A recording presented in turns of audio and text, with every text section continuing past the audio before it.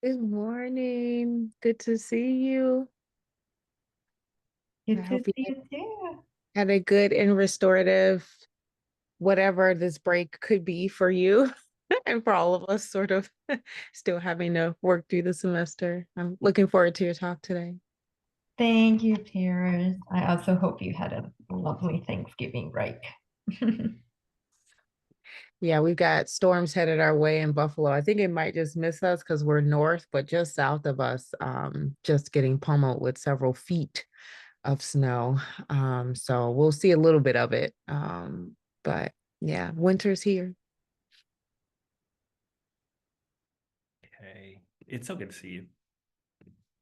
I'm glad you're getting used to. And you lived in Wisconsin, so you knew what the weather was like. You were Yes. prepared for And I'm this. a Yeah. Chicago girl, born and raised, so Mhm. I'm not new to snow. I mean, this must snow. Like when they talk about snow in feet instead of inches, I still think that's weird. I remember the first time I saw a weathercast and I was like, oh, it's just 2 inches. And my husband was like, nope, it's just one notch. That's 2 feet. I'm like, oh, but it's all good. You just be prepared and there you go. That's all you You're can right. You stay inside. You stay inside, do. and you eat your Thanksgiving leftovers. Okay, wherever you can. Exactly. Everybody, it's so great to have you here again. I'm sending off for Mabry. I'm the Community Neuroscience Initiative's graduate fellow. Together, the Community Neuroscience Initiative is focused on democratizing neuroscience for leaders in health, leaders in community, and leaders in education. We're so grateful that you joined us for today's Accessible Neuroscience lecture.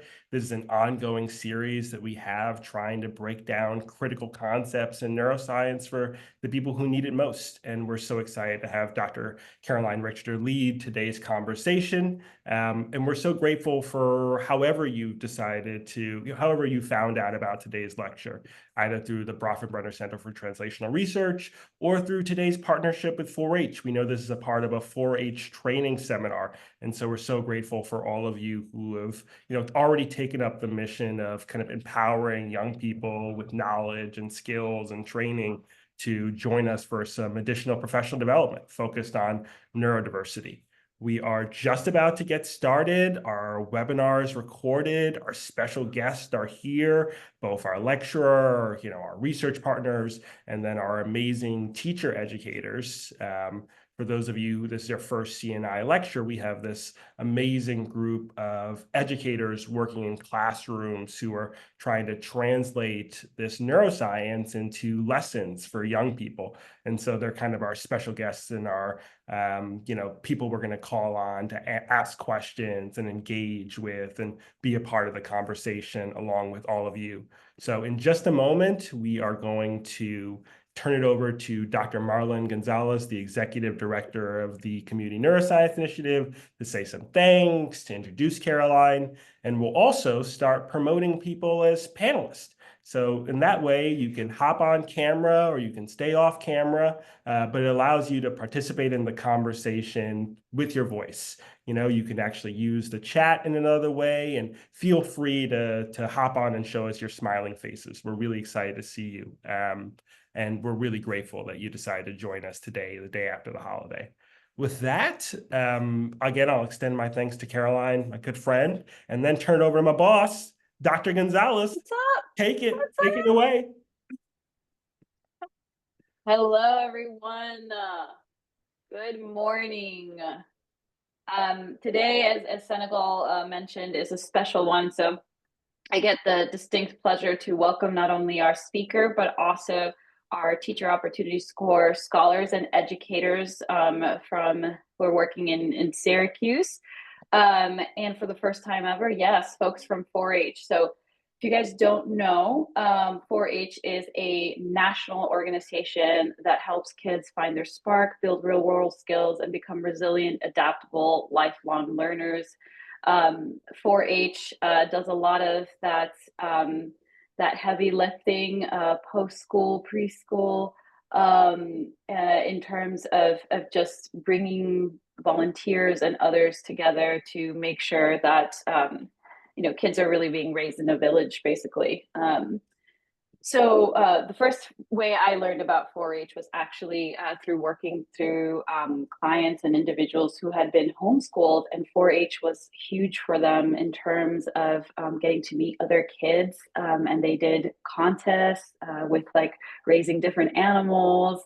So I have a very fond sort of feeling about 4-H.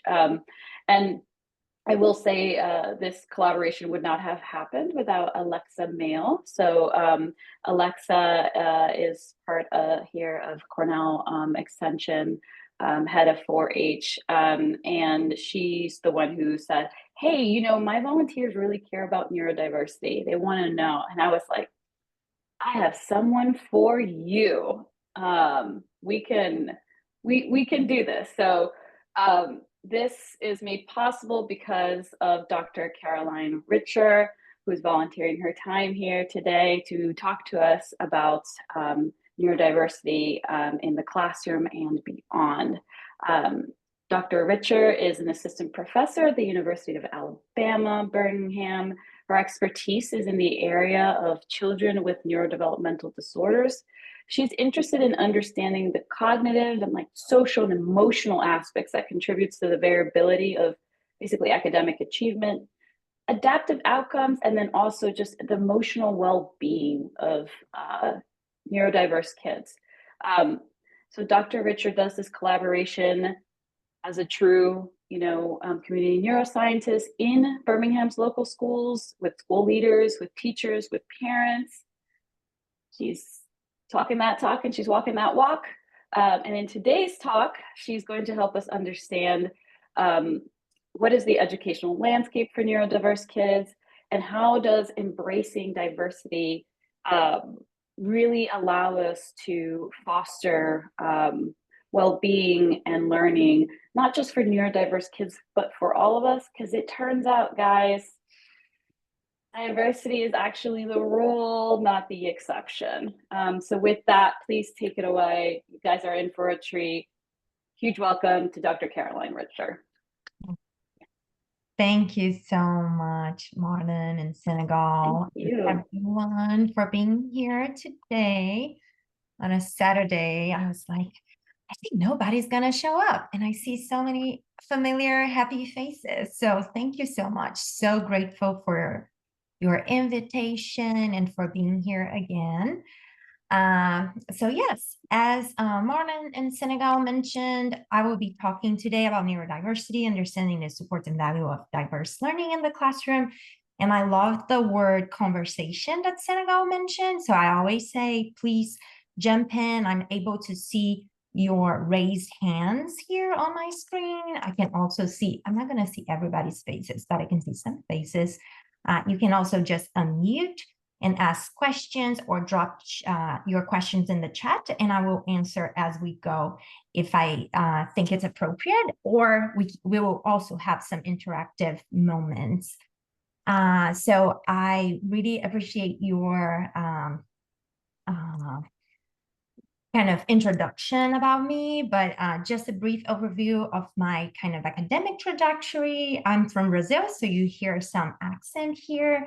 So I have a bachelor's degree in psychology and a master's in developmental psychology from Federal University of Minas Gerais in Brazil. And then a PhD at the University of Louisville, where I worked mostly with kids with Williams syndrome, which I know many folks haven't heard about. But if you're interested in learning more about Williams syndrome, I'm happy to come back or chat more about it as well. And then did my postdoc at the University of Connecticut with my dear friend Fumiko Haft, working a lot on this space of neurodiversity and kids with dyslexia, but also I work with kids with Down syndrome and autism as well.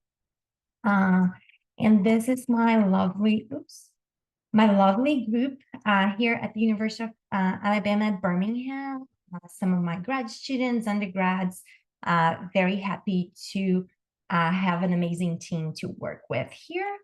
And as Martin already mentioned, this is the kind of bubbles that we work on in my lab, Science of Child Development and Neurodiversity Lab.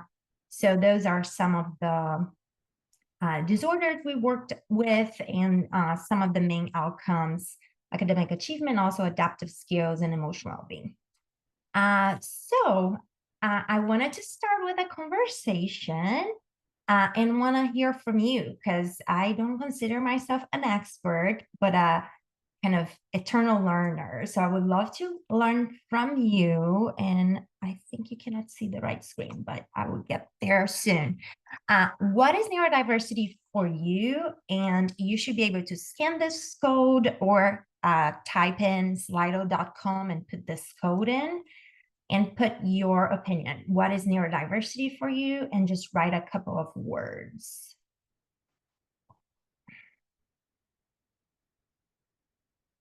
I'm gonna be sharing a different screen. Please let me know if you cannot. Okay, some folks are already engaging, so it means it's working.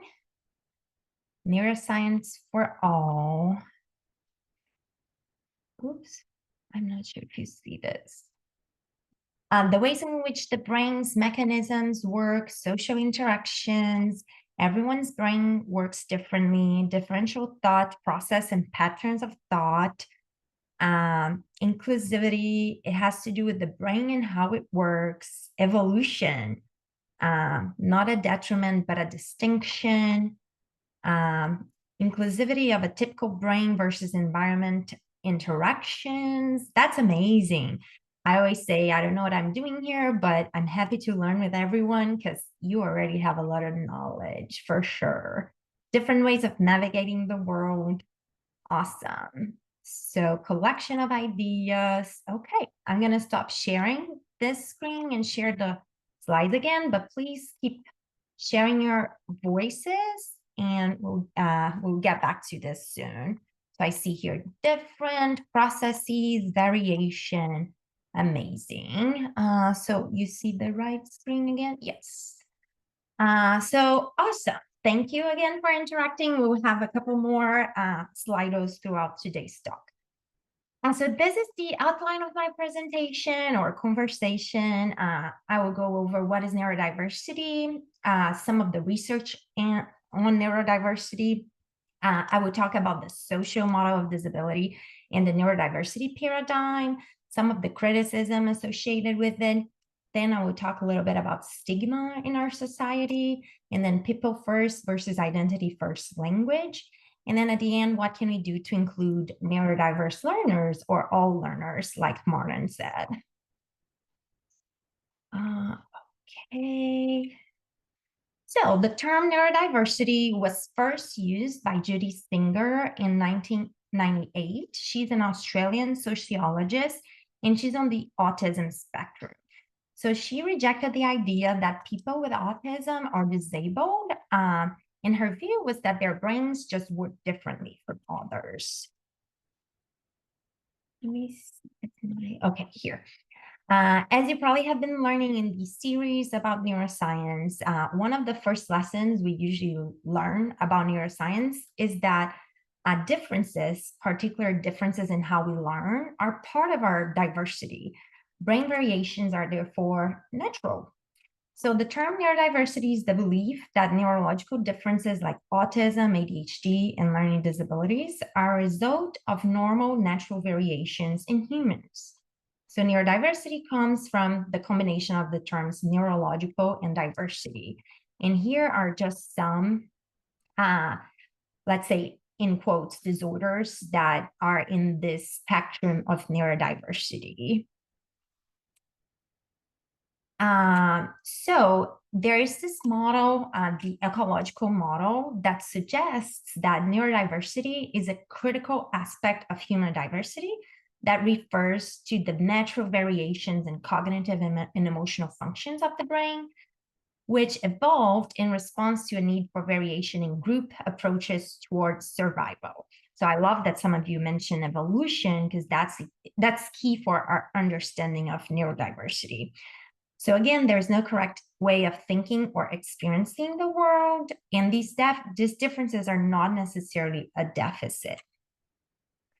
So let's think about the case of dyslexia. So dyslexia, it's characterized by particular difficulties in writing or reading, and we use this manual, the diagnostic, and I just realized this is the old version of the DSM-5. We have the TR, so I need to update that slide. But what the DSM-5 and the updated version is the same, considers all those disorders are kind of distributed in this spectrum, right? So all of us have strengths and weaknesses within ourselves. And when we look for a particular disorder like dyslexia, we are looking at a particular skill, in this case, reading. And we kind of look at the whole distribution, and there are individuals that read really well, and you can look at word reading skills, pseudo words, or words that are invented, or reading comprehension. There are different kind of types of dyslexia, if you will. And then you assess kids in your classroom, and you look at those that are struggling to learn, right? So all of these are based on an arbitrary cutoff point, right? So we want to make sure we are providing enough support for those kids. So we look here, okay, so kids below 1.5 standard deviation of the mean, for example, so kind of those here, they need support. So we are going to call them dyslexic, and we are going to intervene and help them. So helping them and identifying them, it's great. Sometimes even labeling is really important, but it doesn't mean that it's not part of that natural curve, right? And as we will see, a lot of individuals, all of us, right, will have strengths in other areas. So again, this is for this particular child.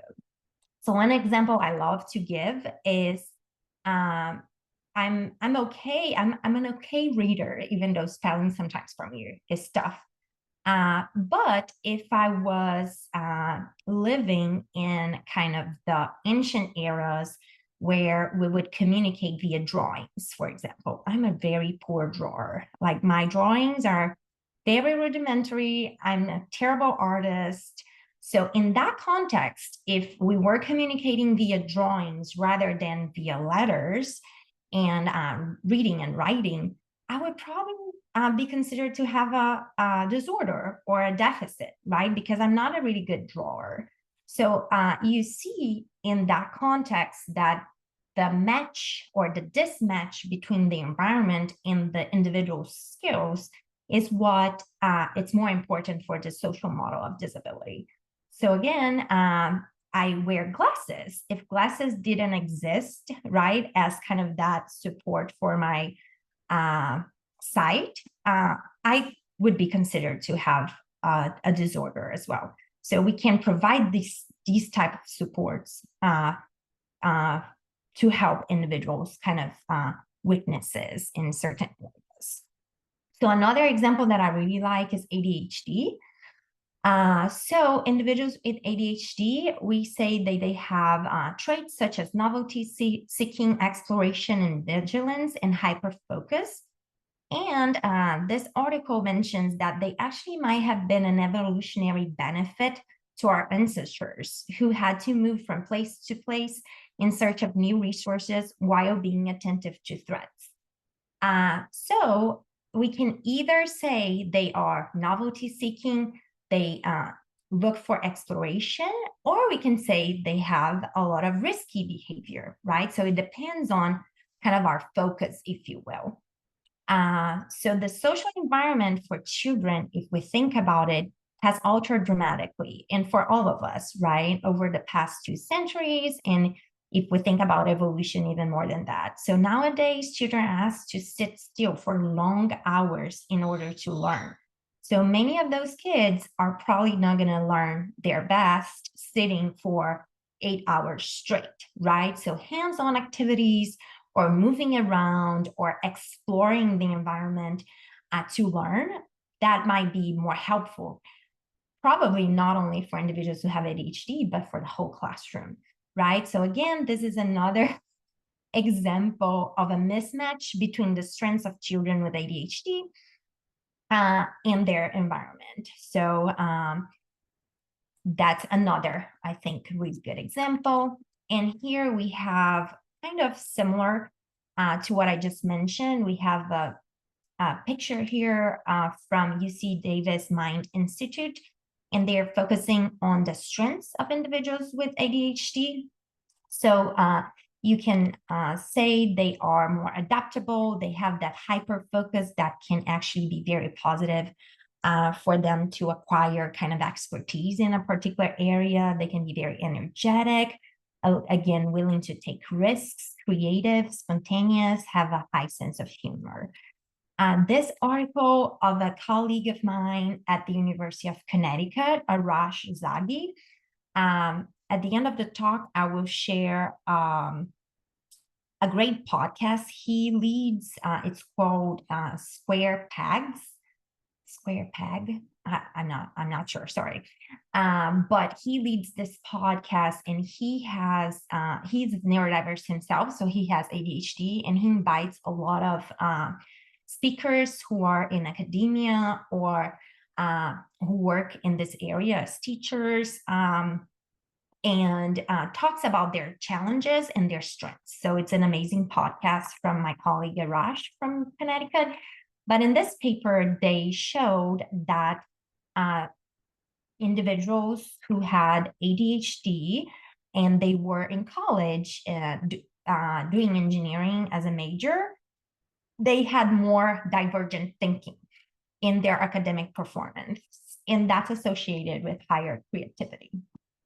So along those lines, there is this other study, a pretty recent one from 2023, showing that individuals with autism also demonstrated higher creativity in relative to their typically developing peers.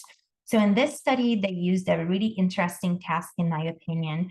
So they asked participants to build towers of spaghetti and Play-Doh, like this picture here. And they had 3 groups of 8 participants each. We definitely need replication, considering the small sample size, but it's a great example. So they had one group of autistic individuals, one group of non-autistic, and a mixed group. So the non-autistic individuals were more likely to copy the designs of their peers, and the autistic individuals in mixed groups were more likely to build novel towers. And I definitely found myself in that group. I think in a group setting, I would probably be copying my peers. I'm not really highly creative at all. I'm in that, if you look at the curve, I'm in those 70%, if you will, more in the average. And that's sometimes really adaptive to our society, right? But it's not my strength. And then those individuals who had autism or they were in mixed groups, they were able to build novel towers. And as a society to evolve, we definitely need those kind of novelty and innovations and creativity, very important. So again, neurological diversity might be beneficial within a group setting. Interestingly, it was not only the autistic, but the mixed, right? So if you are in a mixed group, maybe being that group and seeing the novel designs would push me to try and push my creativity a little further, right? So being in an environment that it's diverse would also maybe support me, even though that's not my strength. So another example we have here is one main characteristic of individuals with autism is what we say repetitive and restrictive interests. Or we could also say they have the ability to maintain focus on a specific interest, which can be a real strength, right? And that can lead people with autism to sometimes also perform neurologically typical individuals. So awesome. Thank you, Marlon. I see you put here square pegs. Thank you. So for example, Temple Grandin, if you haven't watched her movie, I highly recommend. It's not that new anymore, but it's still, I think, really kind of insightful. So she is a professor at Colorado State University, and she's autistic and an animal scientist. And she designed this widely used livestock handling systems to reduce animal suffering. So in the movie, it's really clear how she could see and understand animals in a way most typical individuals near her were not able to. So she does have some unusual cognitive abilities, such as photographic memory and excellent spatial skills. She says she thinks in pictures, which helps her understand animals.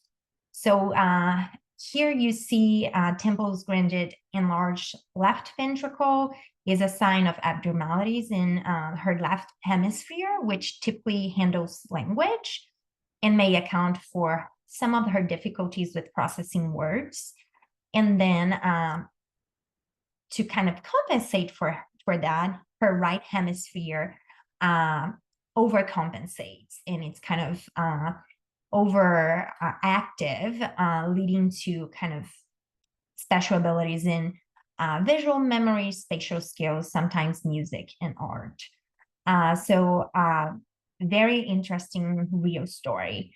Here we have another example of an autistic savant artist named Stephen Wilshire. And he's an artist who draws and paints detailed cityscapes. And he has a particular talent for drawing lifelike, accurate representations of cities, sometimes having only observed them briefly, like once. So it's really interesting to think that approximately 1 in 10 persons with autistic disorder have some of those savant skills, or they're really good at something. So they have a really strength in one area because they really kind of persist in that particular area, and they are able to maintain focus. Another area that I've done some research on before, which is really fascinating, is kids with hyperlexia, we call, which they just learn how to read independently by themselves when they're really young, without formal intervention or reading instruction. So they can sometimes start reading when they're 3 or 4, and they have that passion for letters and sometimes for numbers. And it's definitely something that in the past we saw teachers or psychologists that really wanted to help that child, but trying to reduce their interest in that particular area and focusing on other areas. But what we say is we can use letters, we can use numbers, or whatever strength and interest they have for them to learn other things that are meaningful for them, not necessarily to us, right? What is meaningful for them can sometimes help us as a society learn so much.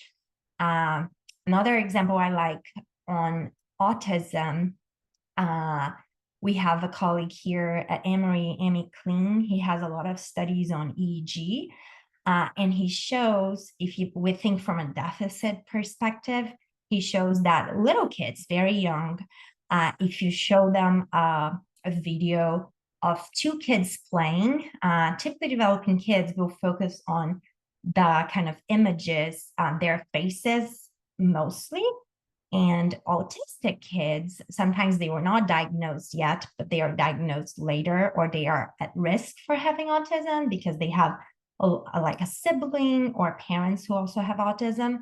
They focus on the mechanism of the little, it's like a little car the kids are playing on. And for me, that's such a strength, right? Because they are learning how the car works and the mechanisms that sometimes when we are focusing on the faces, we are losing a lot of learning too, right? So I think it's very kind of complementary.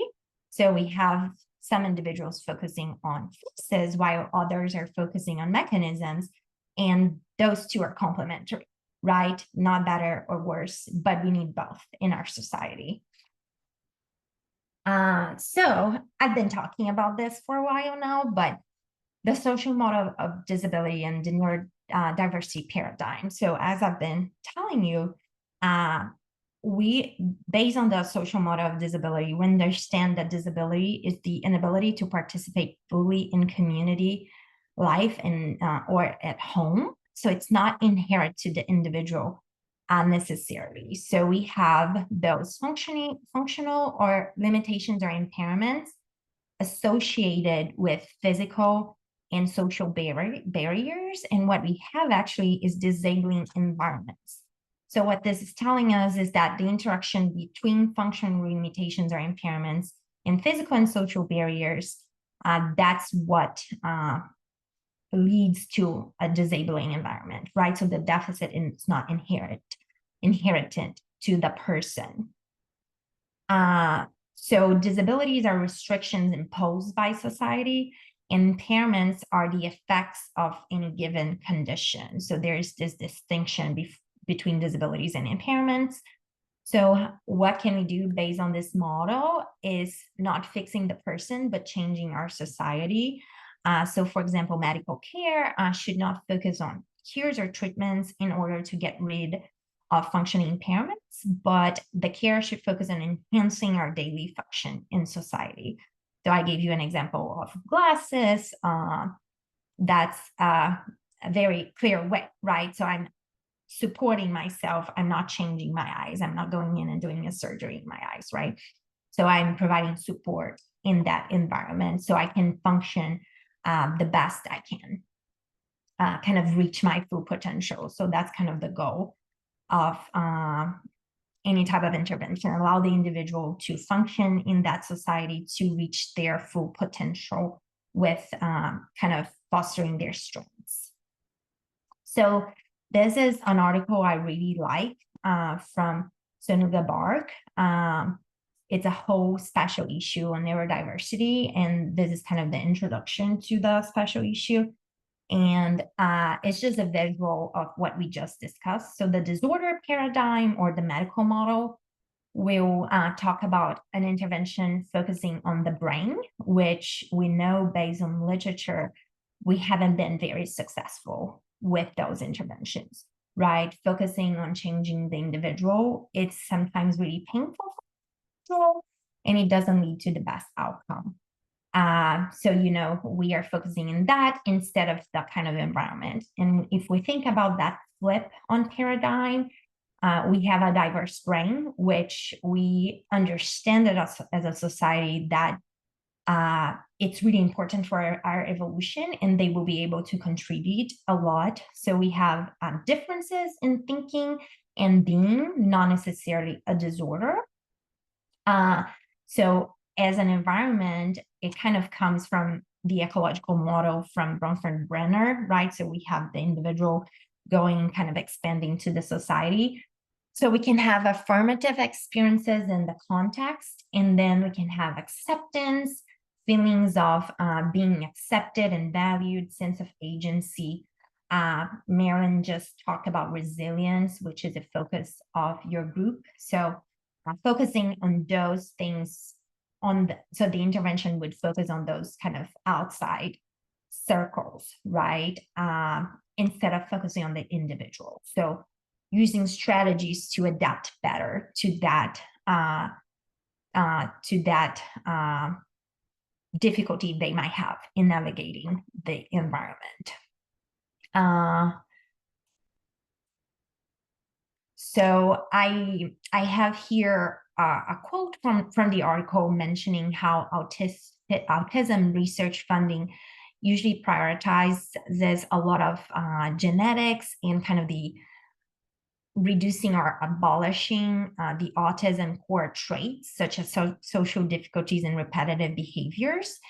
And for example, a lot of millions of dollars go to zebrafish work, but hardly any to finding out why so many autistic individuals attempt suicide or have higher rates of depression and anxiety, and how we can better support them or focus on those things out here so they can thrive in our society.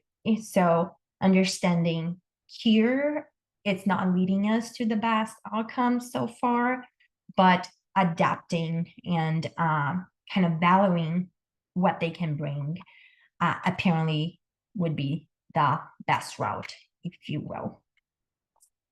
Okay, so I have one Q&A.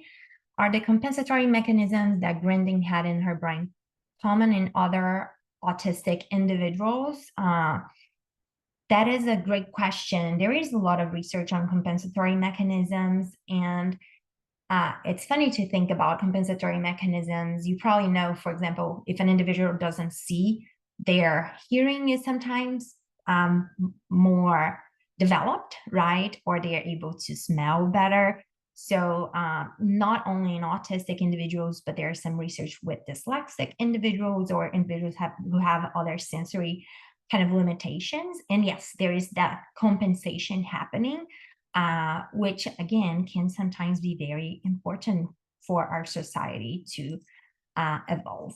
So thank you for that question. I'm happy to chat more later. So what is the criticism regarding this neurodiversity paradigm? Many individuals thought that because of this position, they were concerned that we were suggesting that autistic individuals or other individuals with other disorders didn't need support. But what we want to say is, yes, they autistic. So here you're saying autistic people do not require support. As neurodiversity, we supposedly have us believe that autism is just a natural variation. So that's not what the neurodiversity perspective is saying, right? It's both a natural variation and an impairment in that social model that I just showed you, right? So we need to provide support, not to change the individual or not to cure the individual, but to make sure they're thriving in their environment, right? So acceptance and respect for autistic people as valuable members of society is our goal. And also fighting for appropriate support and services to meet the needs of the autistic community or other neurodiverse communities. And very importantly, which a lot of self-advocates they have been teaching us a lot about this, services should be aimed at improving their subjective quality of life or emotional well-being while respecting and preserving their autistic ways of being, right? So the goal of an intervention is not necessarily to have them look at my eyes, because that's what, in that scenario I painted for you, right? That's what neurotypical individuals will be doing, looking at my eyes to get those social cues. But if it's important for that individual, if they want to communicate in X or Y way, or if they want to be engineers because they are really good at mechanistic things, some individuals actually want to be able to look at other people's eyes. That's important for them, but not necessarily for all, right? So it's very unique. So again, not necessarily reducing, for example, steaming or flapping or behaviors that our society might think are weird or not appropriate. But if that's helpful for them, supporting them to have that space, to have that time to do that, and at the same time, they're able to learn and kind of reach their full potential again. So I think the neurodiversity kind of movement, it's been fascinating for me because of self-advocates that speak for themselves and talk about their own experiences. And I think we still have a lot to learn from them. So again, it's a paradigm that's kind of aiming for societal change and accommodations. Again, we want to still look for medications for support so they can thrive. Okay, so now I'm gonna shift a little bit to stigma. And I think it's interesting to think about that kind of outside bubble, right? So we're thinking about society in this case and what those stigmatized views can do to the individual. So we published this systematic review. I recently got married and changed my name, but I was second author in this paper. So we looked at consequences of stigma and stereotype threat for individuals with specific learning disabilities. In particular, so we were trying to understand what is this kind of societal view? What are the implications for that on the individual? So a main kind of outcome we saw is stigma conscientiousness in the literature. So this group of researchers have a really interesting scale called Stigma Conscientiousness Questionnaire that was adapted from other areas to individuals with learning disabilities. And these are just some examples of questions individuals were answering. We are actually currently collecting data. We should be stopping mid next year. I will be happy to share our flyers since we have so many teachers here. We are recruiting 11 to 14-year-olds, and one of the questionnaires they're going to be responding is this one, stigma conscientiousness. So we're looking at kind of the effects of stigma on 11 to 14-year-olds with ADHD, learning disabilities, or typically developing individuals. So they answer questions such as, people treat me differently because I have a learning difference, or there is something wrong with me. I worry about feeling judged because of my learning disability. Most people think they're better than me. And what we see here is that over time, individuals with learning disabilities, or more broadly, who have kind of a label that it's stigmatized in our society, or a disorder in quotes, may become alert to those negative societal attitudes regarding that particular disorder, and may expect to be treated differently because of that stigma, a phenomenon termed stigma conscientiousness.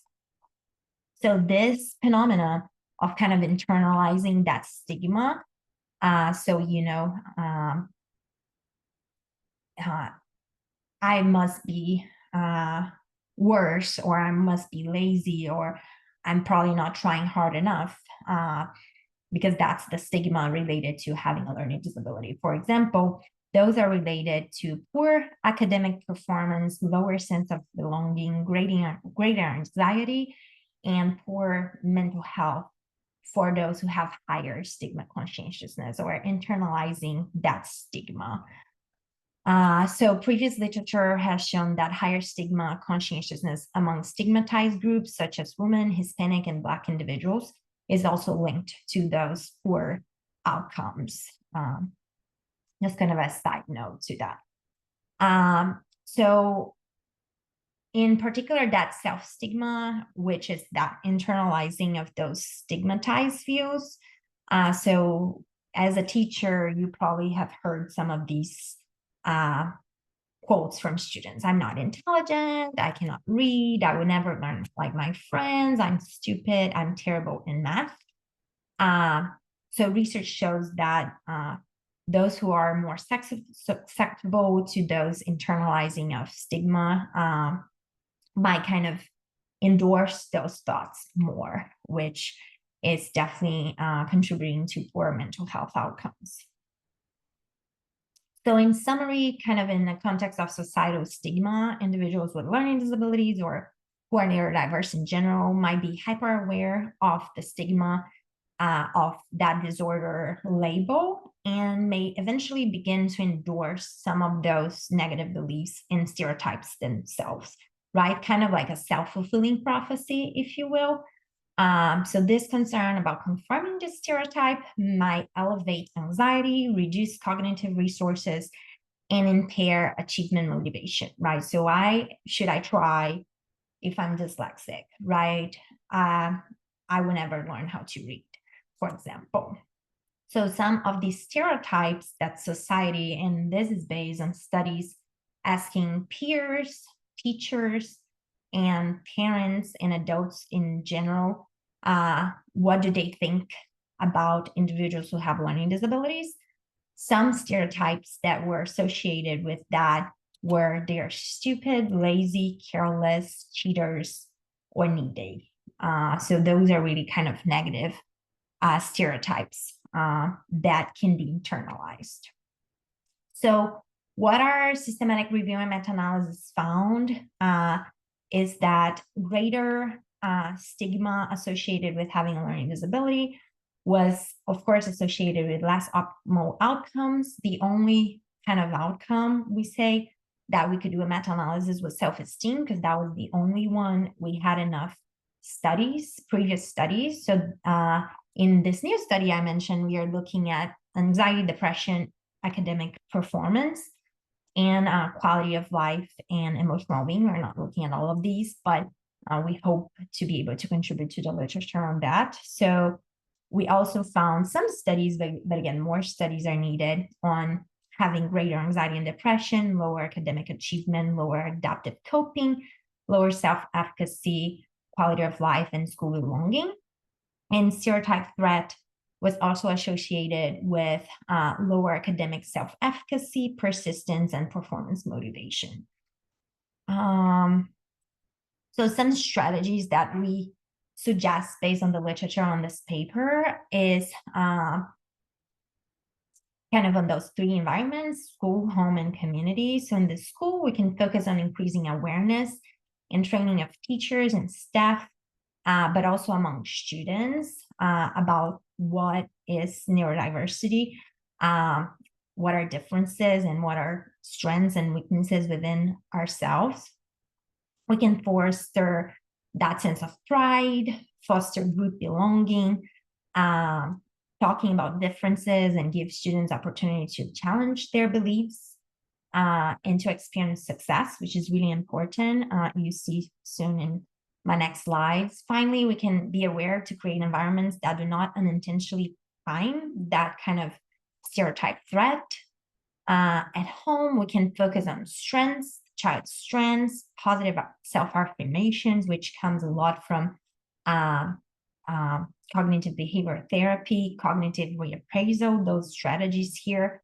We can also use strategies not only at home, but in the school setting too, like mindfulness practices, like breathing techniques, body awareness, grounding exercises. So we also have a study that we investigated if a socio-emotional curriculum called Mind Up has an impact on children's emotional well-being. So we also have some results to show soon looking at that. And then community, we can focus on positive role models, media, showing those models, movies, documentaries, awareness, and what we are doing today, right? Focusing on neurodiversity. So now I'm going to talk a little bit about people first versus identity first language. And you see I've been kind of using both, and you see kind of why. So we have another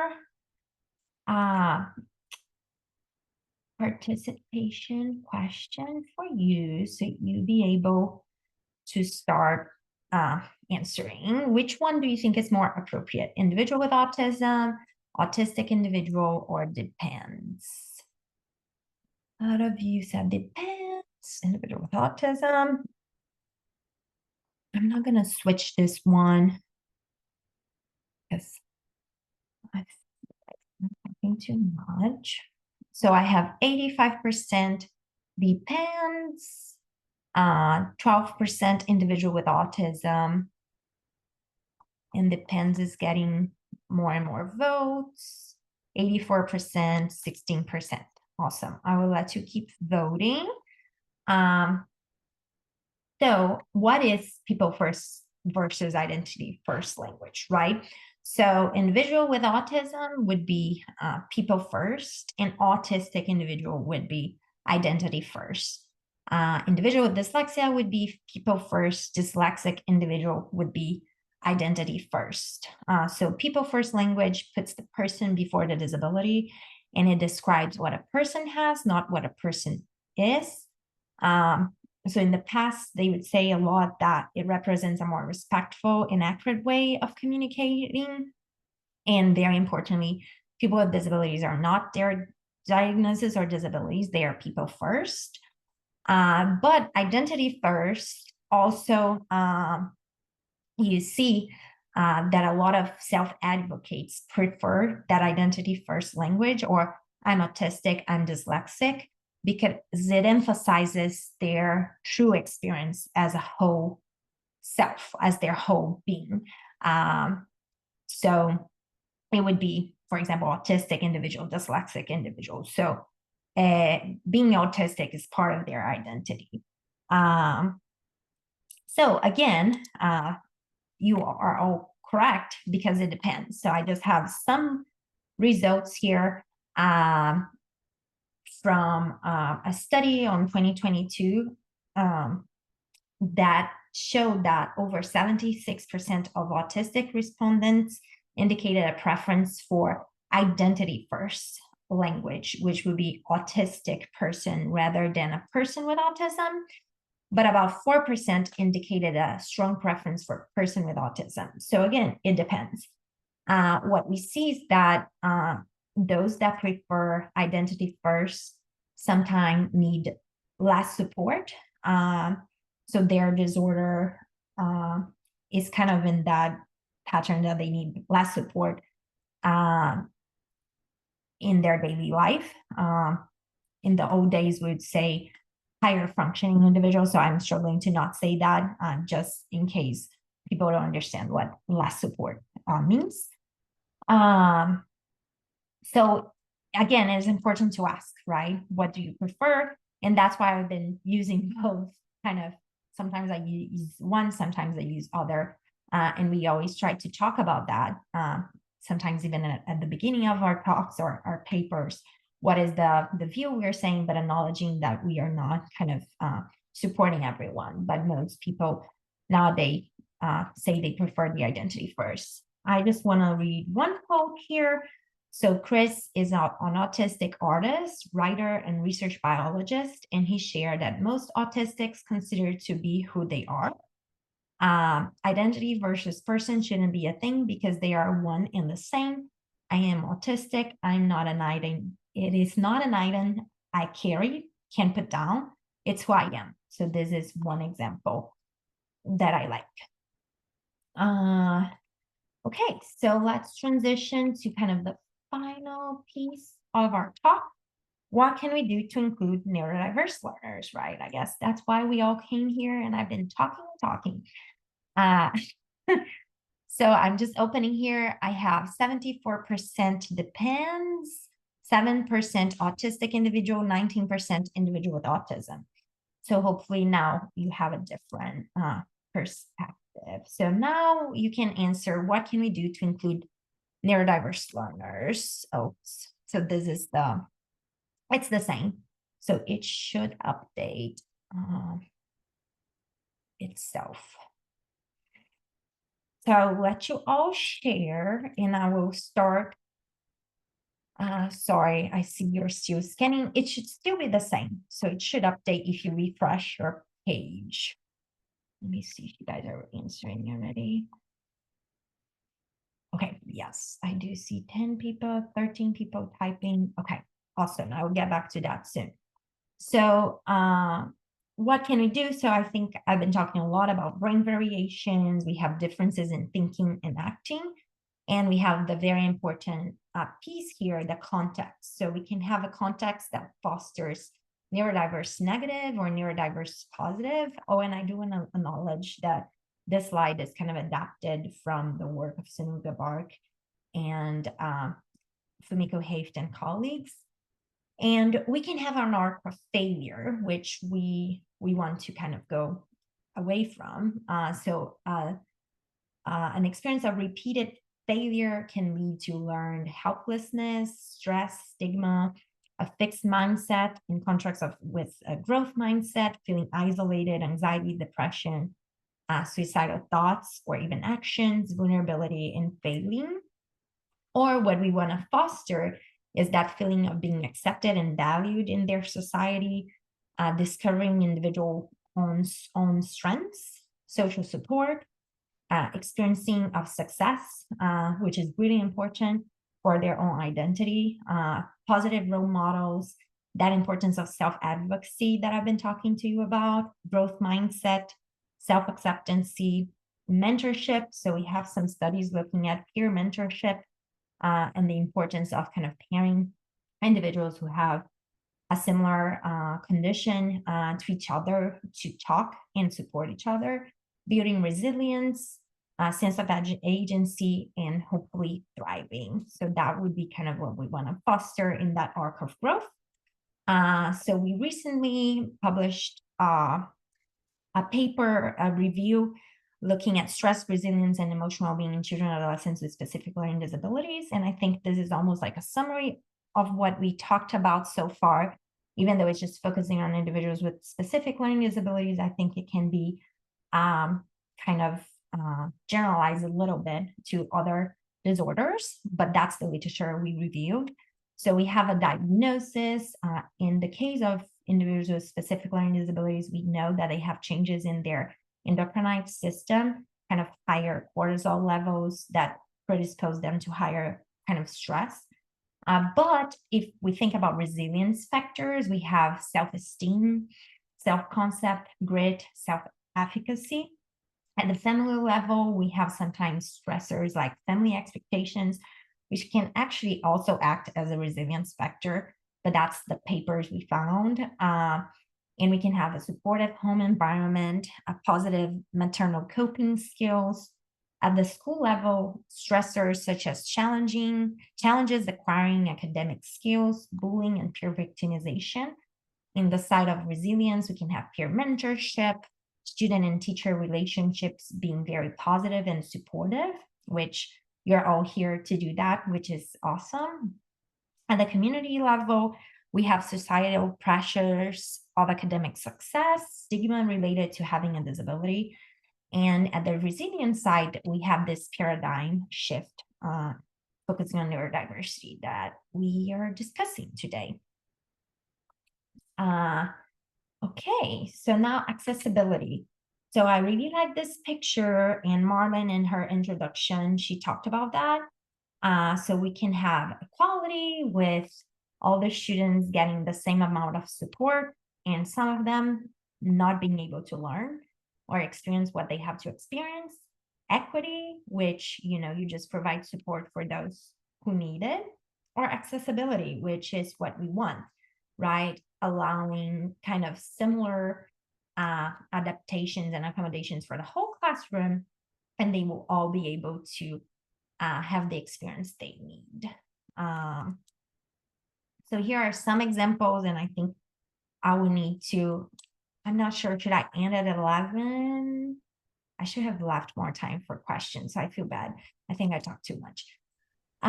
So here we have the idea of a universal design for learning, which this understood platform, it's a really, really good resource for teachers that I highly recommend.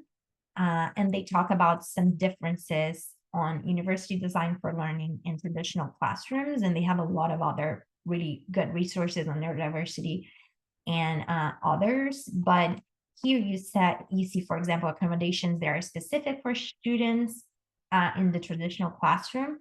And in this university design for learning classroom, we would have accommodations for all students, for example. So I'm happy to share the slides. So I won't talk about all those examples here. Some other examples: development of social narratives that introduce students to environments. Again, this can be helpful for all students. I don't know if you remember, but as a typical child, I would be anxious in my first day of class. I'm still anxious when I'm teaching in the first day of class, right? So why not have those social narratives for all students? Maybe in kindergarten or even K to 12, what they're going to experience that day. So these are some other examples: dedicated spaces for reflection and quiet. So those sometimes are really helpful for me as well. In conferences or airports, it can be really helpful, again, for all. And this is also a model from a colleague of mine here at UAB that I really like, looking at all those kind of bubbles: materials, environment, content, collaboration, assessment, and methods, and things we can ask ourselves as teachers. How do that child learn her best, right? Through hands-on activities, pencil or paper, or do they need frequent and repeated reviews? What are their weaknesses? Sorry. So creating that inclusive classroom, tailoring teachers for all learners that we just talked about. So reducing sensory overload is really important. Having that multisensory instruction, making differences less different, which I hope I did a little bit of that today.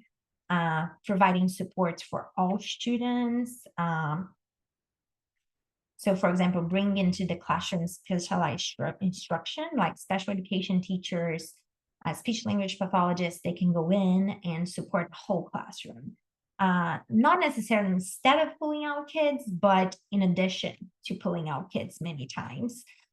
So a lot of strategies can be incorporated for all of them, and creating high expectations for all in a sense of kind of avoiding a negative self-fulfilling prophecy and kind of supporting a positive self-fulfilling prophecy.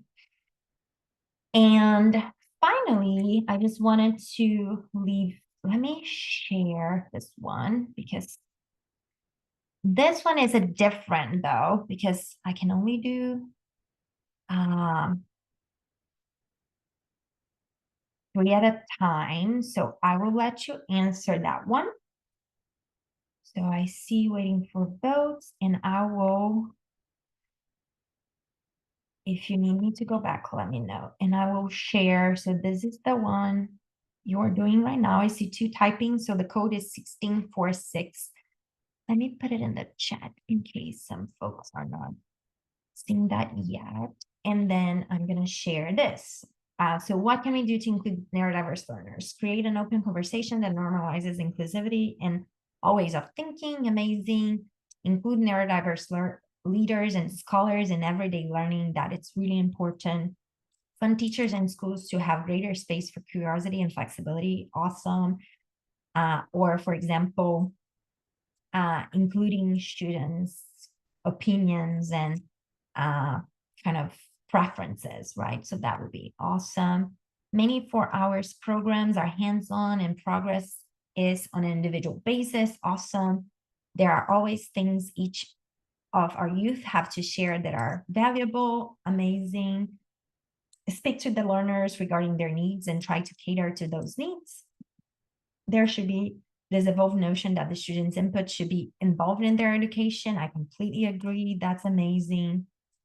Make more choices available in terms of activities, learning strategies, lessons. Yes. Make sure to normalize being neurodiverse, create a safe space, include environmental adjustments, consideration of needs. You guys are amazing. Create an inclusive environment that it's not deficit-based. Options for different learning strategies. Be more open and accepting. Checking the students, really, really important. I agree. I haven't talked too much about that. Ask them what resources they think they need to be successful. Amazing. Okay, how about what we have done to celebrate neurodiversity in an educational setting? So I use this model to emphasize the normality and centrality of diversity. And in fact, all of life, that's amazing. Learning how to do skills, especially in math, in multiple ways. Regular teach neuroscience to kids. Amazing. Create an inclusive environment, supporting individuals who are neurodivergent. Awesome.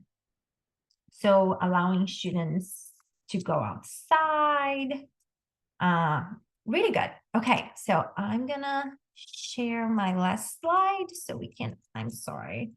I feel like I'm a little over time. So this is what I have for kind of how can we, and all of you gave amazing input, but I feel like we, at least where I grew up, we usually celebrate a lot of differences. So we have like Hispanic month. So why not have like a neurodiversity month? Or for example, we have Down syndrome month, awareness month. And I know I have a friend, and she, her sister has Down syndrome, and she went to school and it was like Down syndrome awareness week. And she was so happy about that. So like talking about those things in the school setting can be so valuable. And these are just some resources available out there that allow you to have those discussions in the school setting. So this is a documentary called No Noise in Rio, that has individuals who are neurodiverse, who have learning disabilities and ADHD, talk about their own challenges and their own successes. This is another movie. This is a socio-emotional learning curriculum for younger kids. And this is also a movie with a dyslexic director. Okay, so this is all I have, just some acknowledgements of my funders. And thank you so much. I do have a last Slido for you to give your feedback or leave any questions that you don't want to ask kind of to the whole group. And I'm happy to talk to you via email if you would like. Thank you so much for your attention. And sorry I went a little over. What a wonderful talk. Thank you so much, Caroline. And thank you to our wonderful audience for participating in this discussion. I mean, there's so many like different tidbits of knowledge and also just ways to approach students. And it's so great to see all of you taking the like listening approach of asking students and trying to spark conversations with them. Now it's our turn to come and listen to you. We don't have much time for a Q&A, but did want to open it up for some questions. If first any of our Talk To scholars want to ask a question, I see Josiah's dog definitely wants to go and ask a question. But if anybody else has anybody has a general question, something they wanted to spark, something that sparked them or experience they wanted to share, feel free to come off mute. We'll first have our Talk To scholars open up the mic for them.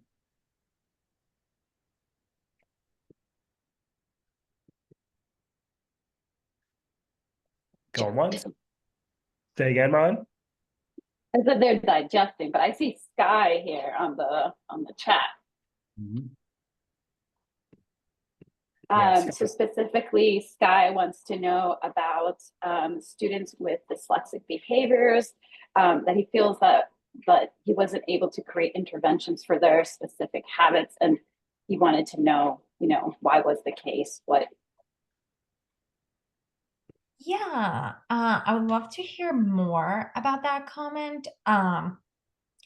So again, even in the neurodiversity paradigm, having an appropriate assessment and making sure that child is screened and diagnosed is really important. So they can be eligible, for example, for special education support and have the appropriate intervention they need. So again, that's one of the criticisms, and we really want to have all of that supporting the child.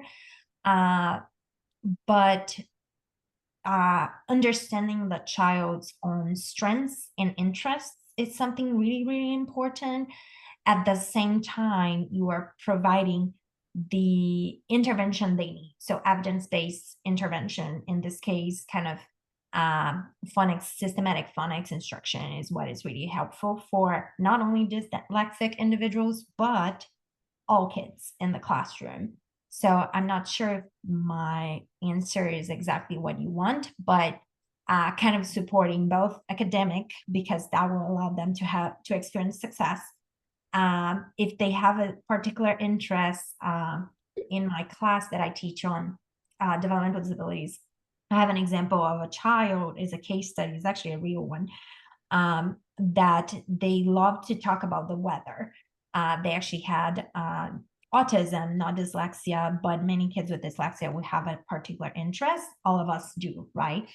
And kids would make fun of him because he would just talk about the weather and he would be annoying. But then a teacher came in and was like, oh, you're actually going to talk about the weather in our radio every day.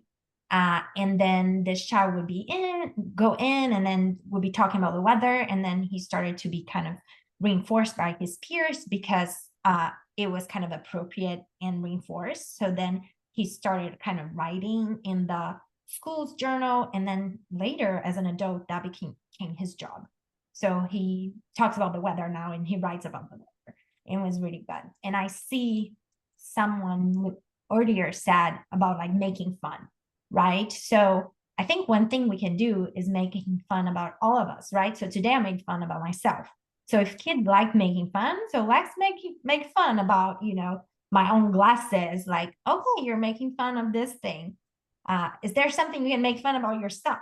right? So to understand that all of us have differences, right? Like, oh, I might have, I don't have an idea here, but if they are picking something and making fun of it, try to bring that fun to the whole group, right? What are things we can make kind of fun of, that all of us are unique and specific and valuable at the same time.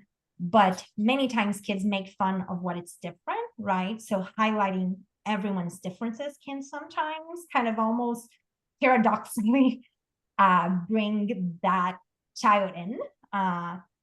So, you know, they're not the only ones made fun of, but we can make fun in a positive light. I don't know if that's what you are trying to ask Awesome. the question, but it's just something sometimes can be helpful. Yes, Senegal. No, I just absolutely love it. I mean, and so much of it goes back to communication, you know, to your like early example of, well, if we use drawing as a way to communicate, people might see, you know, you and I as having an impairment, but it's really about how we're all fitting into the environments that we have. And I think just trying to find ways to create better environments for our young people is really a key takeaway from this conversation.